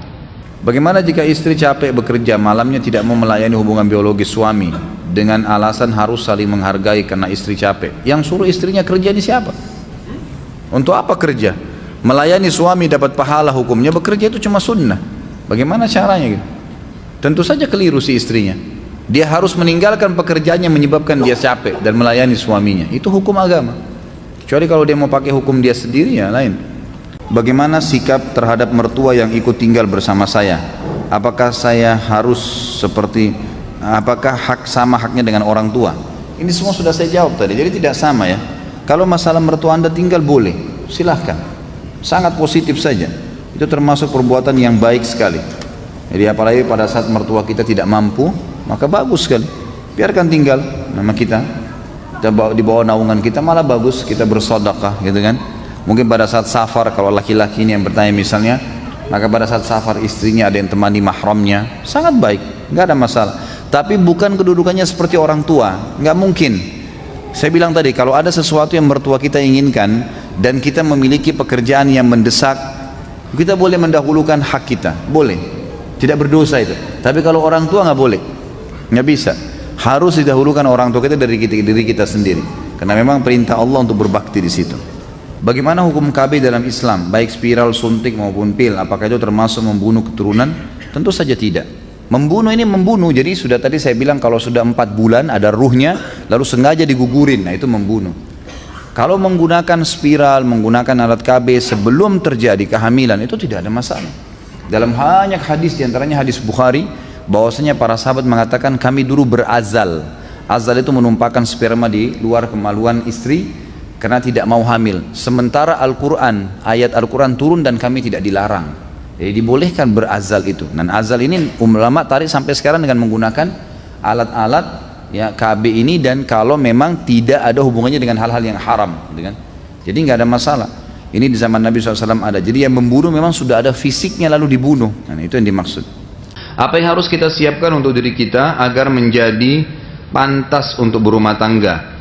Mengetahui poin dan mengetahui hukum-hukum Allah yang merupakan poin-poin atau pilar-pilar rumah tangga. Itu yang penting. Yang paling penting cuma itu, satu, sederhana. Anda tahu apa yang Allah tugaskan untuk Anda terhadap istri, dan istri terhadap suami, kemudian terhadap anak-anak, kemudian terhadap tetangga, bagaimana membangun rumah itu dengan cara Islam, itu sudah cukup. Itu sudah yang paling penting gitu kan. Jadi bekali diri dengan mengikuti pelatihan-pelatihan pernikahan misalnya, atau membaca buku-buku tentang masalah rumah tangga terlebih dahulu sebelum menikah gitu kan. Jika suami istri sama-sama bekerja, kemudian sang istri karena kesibukannya tidak menjalankan kewajibannya sebagai istri, apakah pihak suami tetap harus memberikan nafkah? Tentu saja nafkah tetap berjalan, kewajiban, kecuali memang dia kufur, keluar dari agama Islam, kemudian dia tidak 100% tidak menjalankan kewajibannya itu maka tentu saja tidak apa-apa, tidak diberikan nafkah. Tapi kalau hanya sesekali terbengkalai, mungkin karena sibuk, mungkin karena lupa, mungkin karena sakit, maka itu tidak ada masalah, tetap berjalan.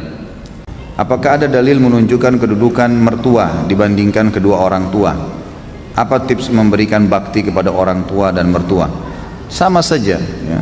Tetap orang tua diprioritaskan. Mertua itu umum, kerabat. Kita berbuat baik karena punya hubungan kerabat dengan pasangan hidup kita. Jadi berbeda, tidak seperti kedudukan kedua orang tua. Jadi kalau mertua meminta sesuatu misalnya, dan kita memang merasa ada sesuatu yang mendesak yang lain, kita masih bisa minta maaf, nggak ada masalah, nggak berdosa itu. Sama dengan umumnya kerabat kita. Tapi kalau orang tua nggak bisa nolak jadi dosa, nggak bisa. Karena berbakti pada mereka adalah sebuah kewajiban, dan ini tidak berlaku pada mertua. Jadi kita tetap berbuat baik pada mertua kita sebagaimana posisi dia sebagai orang tua pasangan kita, tapi dia tidak sama sekali mencapai derajat kedua orang tua. Juga saya ingin titik beratkan di sini teman-teman sekalian, bagi laki-laki kewajiban bakti dengan orang tua nomor 1 sampai dia meninggal dan orang tuanya juga meninggal, gitu kan? Artinya kalau orang tuanya meninggal lebih dulu tetap dia wajib bakti, kalaupun ya orang tuanya masih hidup tetap dia harus lakukan sampai dia meninggal, ya, sampai dianya meninggal dia lakukan kebaktian-kebaktian. Kalau perempuan berbeda, setelah dia menikah maka diprioritaskan adalah suami, ya, adalah suami. Bakti pada orang tuanya di nomor dua kan, memang sudah begitu hukum syar'inya.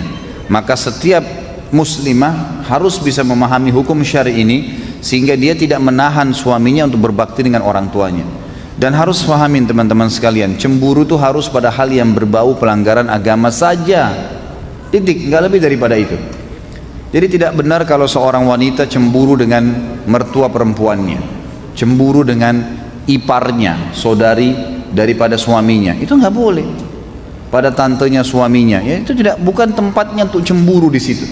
Atau kadang-kadang yang cemburu dengan anaknya sendiri, ini nggak boleh. Jadi dia harus prioritaskan, ya, dia harus bagaimana mendukung agar suaminya tetap berbakti pada orang tuanya. Begitu pula dengan suami, kata para ulama, mestinya dia bisa memberikan peluang kepada istrinya untuk tetap berbakti walaupun dia boleh memprioritaskan dirinya. Dia masih, misalnya istrinya pamit mau kunjungi orang tuanya, dilayanilah, diberikanlah kesempatan, dibantulah semampu dia. Kalau dia punya hajat mendesak, dia boleh bahasakan, tolong selesaikan ini dulu baru kemudian kamu boleh ke orang tua kamu, itu nggak ada masalah. Tapi harus difahamin poin di sini, yang sering terjadi adalah istri menjadi penyebab suaminya tidak berbakti pada orang tuanya. Bahkan ada yang tidak pernah lagi, ya, mengunjungi orang tuanya hanya karena istrinya selalu mendesak dia, mengatakan tidak ada waktu buat saya saja, apalagi harus ke ibumu, apalagi harus ke ayahmu dan seterusnya. Ini tidak boleh. Atau merasa cemberut, tidak senang kalau mertuanya datang. Bagaimana Ustaz? Kalau mertua saya cerewet, ya itu resiko, kan itu resiko hidup, kan itu. Layani, sabar, kan? Dia rewel, dia bicara, ya sudah. Yang benar kita sampaikan, maaf tapi seperti ini. Ya, kita jelasin apa adanya dan sabar. Ada orang dicoba di mertuanya, ada orang dicoba di orang tuanya, ada orang dicoba di saudaranya, ada orang dicoba di anaknya, ada yang dicoba di pasangan hidupnya. Dia bersabar, ya, dia bersabar lalui itu. Allah SWT menilai semua dengan pahala insyaallah. Apa benar hadis yang berbunyi barang siapa yang melakukan hubungan suami istri di malam Jumat, Kamis malam, maka pahalanya sama dengan membunuh 100 Yahudi? Ini dari mana hadisnya? Hah? Ini hadis maudhu, dusta, nggak pernah ada. Sudah, kalau mau berhubungan aja, nggak usah bawa hadis. Apalagi 100 Yahudi. Ini siapa yang iseng bertanya nih?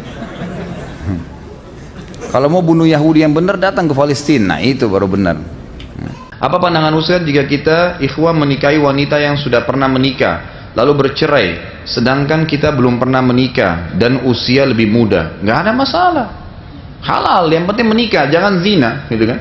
Nggak ada masalah. Jadi kalau anda nikah dengan janda boleh, anda nikah dengan perawan boleh, sebagaimana juga sama sebaliknya, berarti janda boleh nikah dengan laki-laki bujangan atau dengan orang duda, itu tidak ada masalah.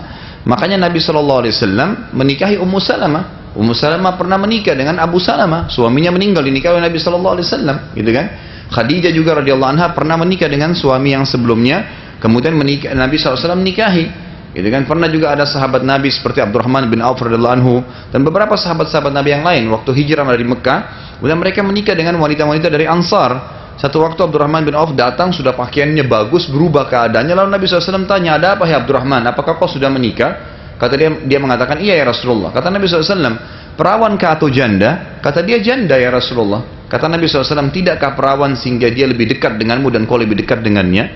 Tapi di sini dibolehkan, jadi tidak ada masalah. Itu bukan sebuah larangan dalam Islam, bahkan dibolehkan. Yang penting tetap tolok ukurnya adalah keimanan dan kesolehannya itu. Ketika pernikahan sudah berjalan 2 tahun, belum dikaruniai anak atau keturunan, maka istri semakin trauma, semacam sindrom, di mana hanya mau berhubungan ketika masa subur saja, karena disitulah kemungkinan akan jadi anak. Sedangkan sang suami kadang ingin berhubungan di luar masa subur, tetapi istri menolak dengan alasan capek dan lain-lain. Bagaimana hukumnya? Nggak boleh, hukumnya haram, kecuali kalau istrinya sakit. Kalau hanya traumatis ya tidak boleh, karena alasan itu waswas syaitan. Harusnya membaca a'udzubillahi minasyaitonirrajim. Kata Nabi SAW dalam hadis Bukhari, kalau seandainya seorang istri sedang berada di corong asap rumahnya dan dipanggil oleh suaminya untuk berhubungan biologis, maka dia harus datang segera. Dia layanin suaminya, kecuali ada udzur syar'i. Udzur syar'i sedang haid, sedang nifas, itu kan sedang sakit, nggak bisa, memang nggak ada kekuatan, itu lain. Tapi kalau nggak ada udzur hanya karena tadi katanya traumatis satunya, itu waswas syaitan. Dan saya sarankan istri yang seperti ini harus ruqyah. Ya, termasuk waswas syaitan. Lalu istri mengasih opsi merangsang suami dengan tangan istrinya tanpa menyentuh kemaluan istrinya. Ini tidak boleh kecuali suaminya ridho. Kecuali suaminya ridho baru boleh. Kalau enggak boleh. Sama halnya dengan melakukan oral sex, mencium kemaluan masing-masing pasangan, itu dibolehkan. Imam Qurtubi menukil masalah itu dan di bukunya juga dirincikan panjang lebar. Tapi harus ada syaratnya. Tidak ada ikrah, bukan paksaan. Karena dalam hubungan biologis harus semuanya ridho, nggak boleh maksa. Bagaimana pandangan Islam mengenai nikah beda agama, Ustaz? Baik, kalau kita mulai dulu dari laki-laki muslim. Bolehkah laki-laki muslim menikah dengan wanita non-muslim? Dirincikan lagi oleh para ulama. Kalau yang dinikahi wanitanya adalah ahli kitab, Yahudi atau Nasrani, ini dibolehkan. Kembali kepada surah Al-Maidah ayat 5. Ya, di mana Allah SWT menjelaskan dengan sangat jelas. Ditanyakan kepada Muhammad, apa yang telah dihalalkan untuk mereka, dibolehkan untuk orang Islam, apa itu? Qul uhilla lakumut thayyibatu wa ma uhilla lakumut thayyibat wa ma allamtum, sebentar loh. Ayatnya gini. Al-yawma uhilla lakumut thayyibat. Hari ini aku halalkan bagi kalian segala yang baik-baik. Wa ta'amul ladzina utul kitaba hillun lakum wa ta'amukum hillun lahum.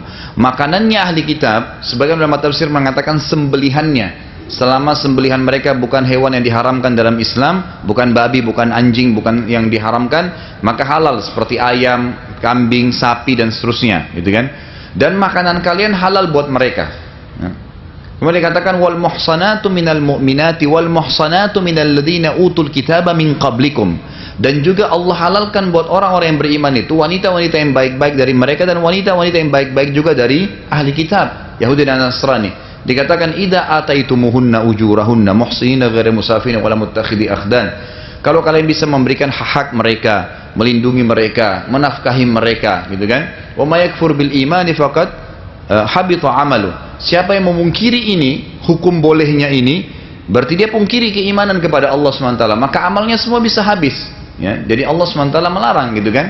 Tetap harus kita pegangi. Jadi kalau wanita ahli kitab dibolehkan. Kalau anda bertanya lagi dan sering bertanya pengajian begini, Ustadz masih adakah ahli kitab? Masih ada sampai hari kiamat, gitu kan? Semua yang mengaku pengikut Nabi Musa sampai hari kiamat dikatakan Yahudi. Yang semua yang mengaku pengikut Nabi Isa sampai hari kiamat namanya Nasrani, dan Yahudi Nasrani tidak akan pernah hilang. Karena kalau anda bilang tidak ada, berarti semua hukum berhubungan ahli kitab di Al-Quran dan Sunnah dihapus, gitu kan? Tidak ada, jadi tetap berlaku. Jadi tetap saja berlaku itu. Kalau menikahnya dengan wanita selain ahli kitab, Hindu, Buddha, semua nggak boleh. Semua nggak boleh. Orang ateis nggak boleh. Kecuali kalau mereka masuk Islam ya berbeda, gitu kan? Ini kalau laki-laki Muslim. Kalau perempuan Muslimah mutlak tidak boleh menikah dengan laki-laki selain Muslim. Yang ini diharamkan. Kata Allah Subhanahu Wa Taala tentang wanita-wanita yang datang dari Mekah hijrah ke Madinah, Allah Subhanahu Wa Taala mengatakan di surah Nabi SAW, uji mereka, famtahinuhun, uji mereka. Kalau mereka memang beriman kepada Allah benar, gitu kan, maka dikatakan lahum yahilluna lahunna wa lahunna yahillun lahun. Jadi wanita-wanita yang beriman ini tidak halal bagi orang-orang kafir Mekah itu, dan juga sebaliknya, ya, mereka orang-orang Mekah tidak halal bagi wanita tersebut. Jadi tidak boleh. Dan juga perilaku Nabi SAW dalam hadis Bukhari, pada saat beliau diutus jadi Nabi, beliau sempat memisahkan antara Zainab, anak beliau radhiyallahu anha, dengan suaminya As bin Abi As. Karena As bin Abi As tidak mau masuk Islam, dipisahkan oleh Nabi SAW secara otomatis, gitu kan? Nanti setelah As bin Abi As masuk Islam baru dibolehkan. Jadi kalau perempuan muslimah mutlak tidak dibolehkan untuk menikah dengan ahli kitab. Dan sekali lagi Allah SWT juga mengingatkan, baik laki-laki juga begitu. Walaupun halal bagi anda menikah dengan ahli kitab, tetap orang-orang mukminnya lebih baik. Begitu juga dengan wanita, orang-orang mukmin jauh lebih baik. Kata Allah SWT, ulaika yad'una ilan nar, wallahu yad'u ilal jannah, wal maghfiratu bi'idni. Orang-orang yang beriman itu memanggil kepada surga seperti kepada Allah SWT. Dan orang-orang kafir itu memanggil kepada neraka. Gitu kan? Untuk apa membuat PR dalam rumah tangga? Bagaimana jika sudah menikah, kita ingat mantan pacar dulu? Bahkan ketika berhubungan dengan istri tiba-tiba ingat mantan tersebut. Syaitan, itu dari syaitan, permainan syaitan. Jadi kata ulama, salah satu permainan syaitan pada saat sedang berhubungan biologis selain melupakan baca doa yang Nabi SAW ajarkan, siapa yang ingin menggauli pasangannya dia membaca Allahumma jannibna minasyaitani wa jannib syaitani ma razaqtana. Ya Allah, jauhkanlah kami dari syaitan dan jauhkan syaitan dari apa yang kau karuniakan kepada kami. Kata Nabi SAW, kalau Allah karuniai anak, maka anak tersebut tidak akan pernah diganggu oleh syaitan selamanya. Kata ulama, tidak akan pernah nakal, gitu kan. Dalam hadis yang lain, syaitan akan berpartisipasi dalam hubungan biologis itu kalau dia tidak baca. Salah satu kiatnya syaitan melupakan orang membaca, dan kalau suami sudah baca berarti sudah gugur kewajiban istrinya, gitu kan. Kemudian yang kedua juga adalah kiat syaitan membuat seseorang mengkhayal yang bukan pasangannya, dan ini juga secara medis tidak sehat, gitu kan.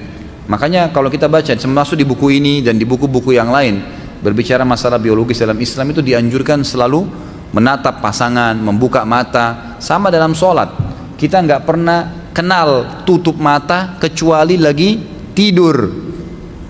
Selain tidur nggak ada. Sholat nggak ada tutup mata. Tutup mata permainan syaitan. Kata Nabi SAW, Allah terus memandang wajah seorang hamba selama matanya terbuka melihat tempat sujudnya. Itu menutup pintu syaitan, membuka mata itu. Sama halnya hubungan biologis, lihat pasangan itu, nikmatin pasangan yang Allah halalkan. Kalau datang baca a'udzubillahi minasyaitonirrajim, itu waswas syaitan. Makanya saya pernah bilang, jangan belajar hubungan biologis dari film porno, itu salah, fatal sekali. Memang syahwatnya cepat bangkit, tapi akan membuat dia tidak akan menikmati pasangannya. Karena yang tampil pasti orang yang lebih baik daripada suaminya, lebih baik daripada istrinya, otomatis. Kalau tidak dilakukan oleh pasangannya, dia kecewa.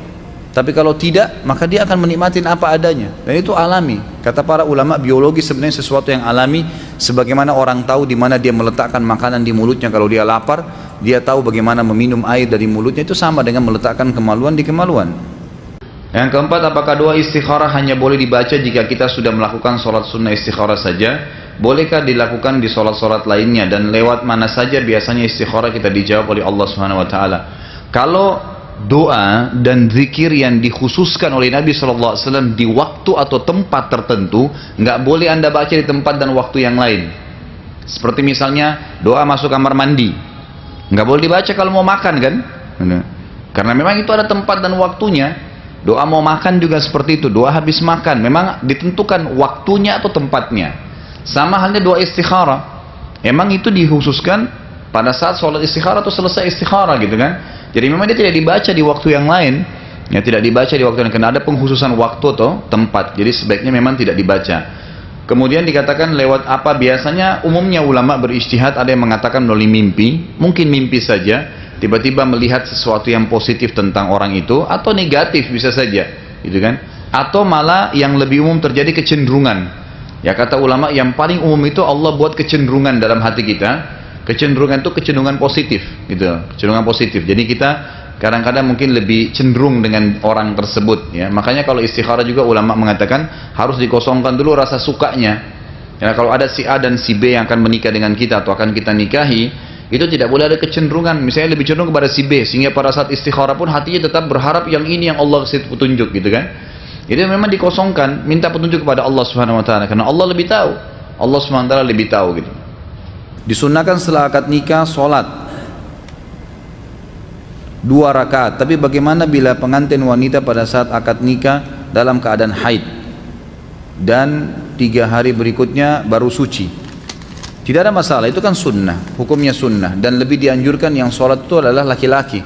Setelah kalimat akad nikah bertemu dengan istrinya, kemudian diantara sunnahnya adalah dia memegang ubun-ubun kepalanya dengan tangan kanannya sambil membaca doa. Dan doa ini dibaca untuk istri yang baru dinikahi dan untuk kendaraan yang baru dibeli.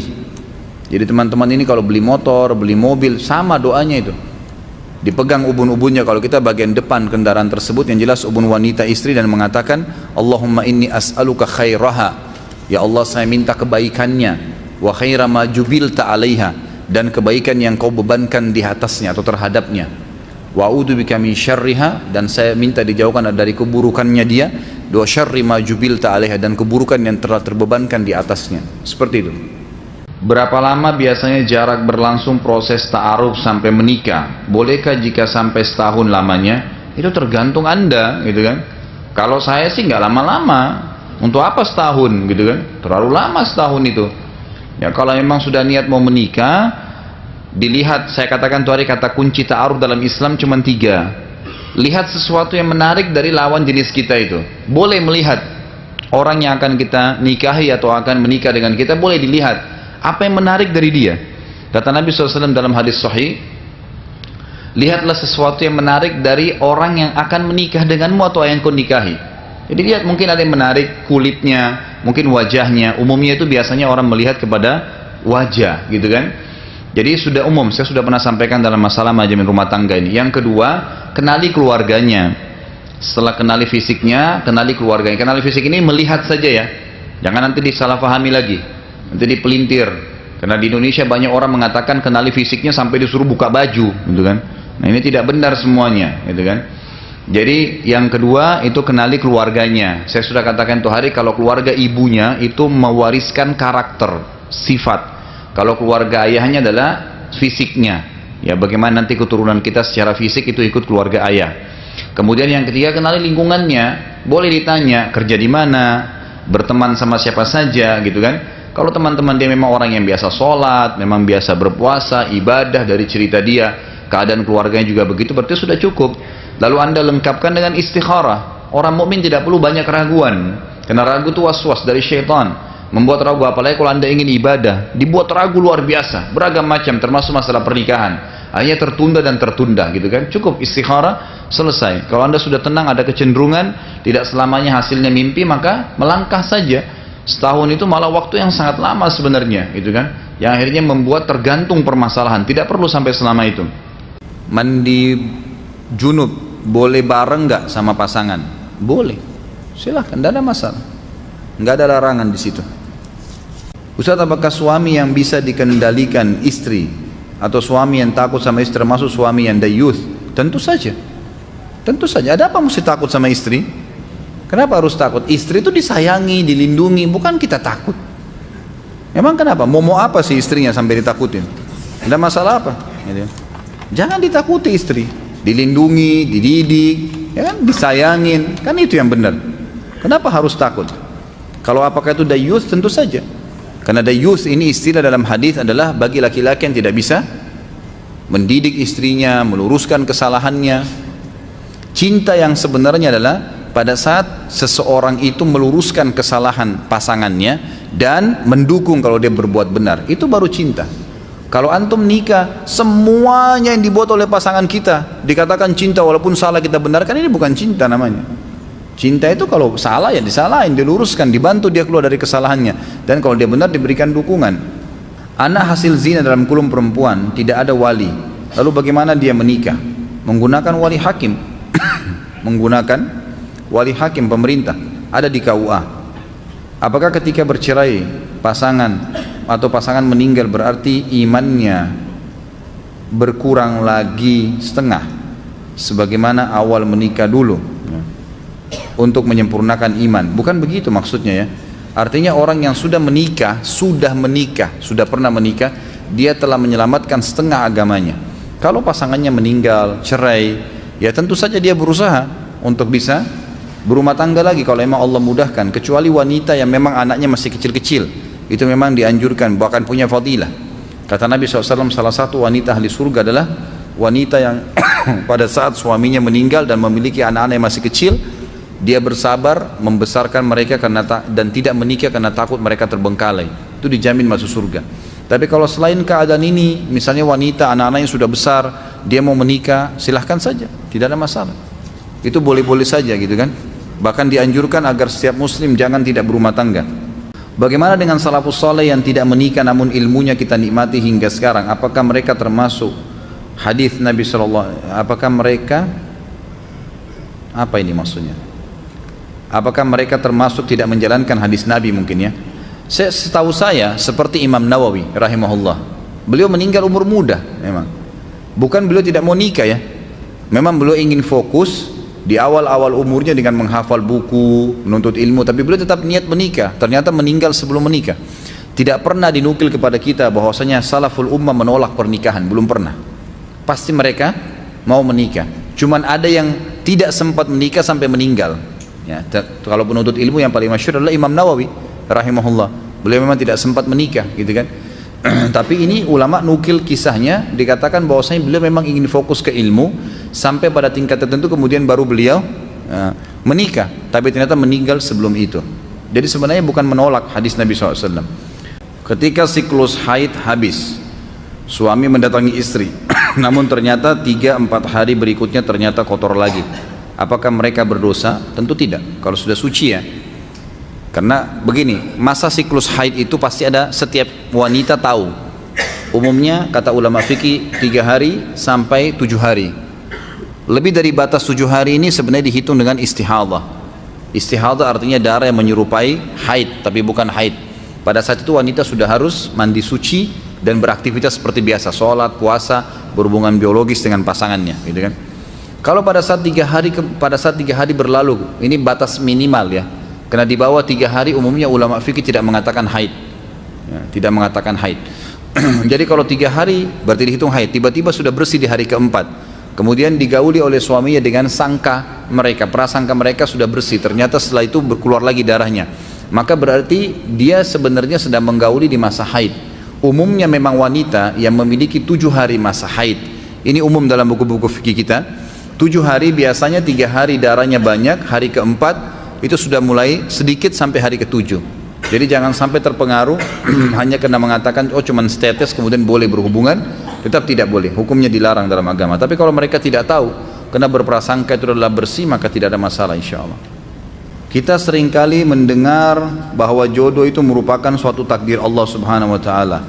Yang saya tahu bahwa takdir itu terbagi menjadi 2 macam, takdir muallak dan takdir yang dapat diubah sesuai dengan usaha dan ikhtiar kita. Seperti jika kita ingin menjadi siswa yang berprestasi, maka anak tersebut harus rajin belajar. Dan yang kedua takdir mubrom, yang artinya takdir yang tidak dapat diubah seperti kematian. Dalam nikah yang saya ingin tanyakan Ustaz, jodoh itu merupakan kategori takdir yang mana? Apakah dia masuk dalam takdir muallak atau takdir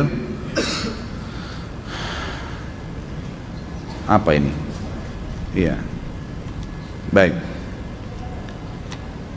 Karena sering sekali kita mendengar bahwasanya jodoh itu takdir Tuhan, tapi di situ terdapat unsur ikhtiar dalam hal mencari jodoh dan pasangan yang kita inginkan.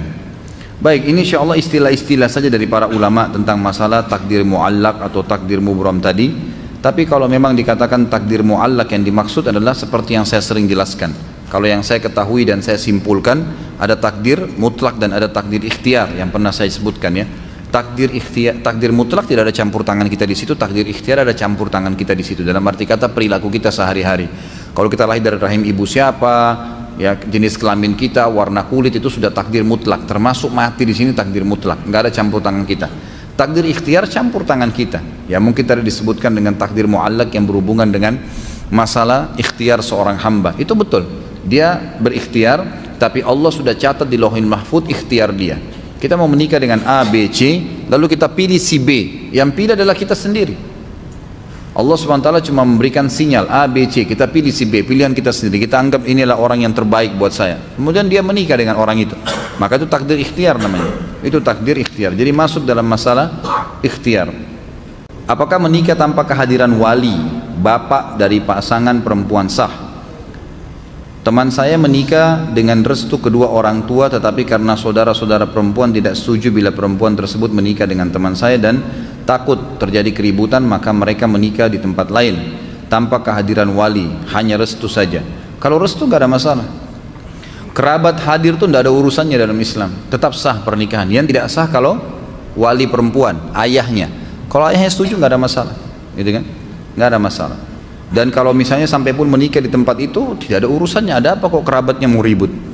Yang mau hidup si fulan dan fulana, si A dan si B. Ada apa ini si C dan si Z, semuanya mau ribut? Gak ada urusannya sebenarnya. Bolehkah meminum sperma pasangan kita? Tolong diuraikan Ustaz. Apa yang mau diuraikan? Ada-ada saja ini yang bertanya. Sperma dalam agama Islam tidak dihitung najis. Sperma tidak najis dalam Islam. Makanya dalam hadis Bukhari jelaskan, Aisyah radhiyallahu anha pernah mengerok sisa sperma di celana Nabi, di sarung Nabi SAW dikerok ya, tidak dicuci, dikerok saja yang kering dikeluarkan, lalu Nabi SAW gunakan kain tersebut untuk sholat. Dari hadis ini ulama fikih sepakat mengatakan sperma itu tidak najis ya, tentu dianjurkan agar tidak sampai menelan, tapi kalau itu pun terjadi, sebagian ulama fikih mengatakan karena dia tidak najis maka tidak ada masalah gitu. Jika seorang istri bersikeras untuk bekerja sebagai karyawan hanya karena ingin mendapatkan kelebihan materi, melanggar perintah suami untuk tidak bekerja, namun sang istri tetap bekerja, apakah halal jika sang istri diceraikan atau suami bersabar mengikhlaskan dan mendoakan kebaikan untuk sang istri? Sang istri merasa dapat bekerja lebih baik dari suaminya, apakah yang dilakukan sang istri masuk ke dalam pelanggaran agama? Tentu kalau ditanya halalkah diceraikan, halal, karena masuk dalam bab nusyud ya. Ini sudah nusyud namanya, suami larang bekerja sementara kebutuhannya sudah dipenuhi, tetap dia paksa hanya karena gengsi, hanya karena prestasi. Itu sudah termasuk salah satu bab bolehnya ya seseorang menceraikan istrinya gitu kan. Tapi kalau dia mau bersabar boleh kan? Boleh kalau dia mau bersabar. Saya sudah pernah sampaikan riwayat di mana Nabi SAW pernah kedatangan seorang sahabat yang mengatakan, ya Rasulullah, inna imra'ati la taruddu yadul lamis, istriku ya Rasulullah supel sekali, enggak menolak jamahan tangan laki-laki lain. Sebagai ulama hadis dengan tegas mengatakan istrinya memang ya mudah untuk selingkuh. Maka kata Nabi SAW, ceraikan kalau itu mengganggu hidup kamu. Dia bilang, ya Rasulullah, tapi saya mencintainya. Kata Nabi SAW, kalau begitu pertahankan sambil didakwai gitu kan. Jadi boleh kalau mau bertahan silahkan, tidak masalah, sambil didoakan. Tapi mestinya istri seperti ini diberikan pemahaman tentang masalah agama. Apa yang mau dikejar dari prestasi dunia, berlebihan materi? Mau diberikan apa? Bukankah kapasitas perutnya cuma 2 piring nasi? Cukup. Bukankah baju cukup 1 lembar di badan? Dan kalau rusak atau sudah kotor baru diganti dengan yang lainnya? Tidak butuh lebih daripada apa yang sebenarnya kita butuhkan gitu kan. Jadi kebanyakan perempuan begini karena mereka merasa ijazahnya tinggi, kemudian dibutuhkan oleh sebuah perusahaan. Jadi bukan berarti tidak boleh ya perempuan bekerja, boleh. Tapi kalau sampai dia membengkalikan kewajibannya nggak boleh. Apalagi suaminya melarangnya. Posisi suami sini sama dengan ayah. Ayahnya larang, kalau dia belum menikah maka tidak boleh. Kerugian-kerugian apa sajakah bila seseorang tidak menikah sedangkan dia mampu dari segi fisik dan materi? Banyak sekali. Banyak sekali. Pertama, pahala. Berhubungan biologis pahala, memberikan nafkah istri pahala, melindunginya, menaunginya, menjalankan kewajiban dan bertanggung jawab pahala. Saya sudah pernah jelaskan ya. Imam Ahmad pada saat istrinya meninggal pagi hari lagi takziah nih. Murid-murid datang, menikah malamnya. Murid-muridnya tanya, wahai imam, anda lagi takziah, lagi malam sedih, istri anda meninggal, bagaimana anda bisa menikah? Artinya tolong jelaskan kepada kami apa pandangannya gitu. Kata Imam Ahmad, saya khawatir kalau saya mati juga malam ini, saya bertemu dengan Allah dalam kondisi bujang. Sudah ngerti yang bujang-bujang? Nah, jadi nggak boleh tunda. Apalagi ini Masya Allah mampu, banyak sekali ruginya, banyak sekali.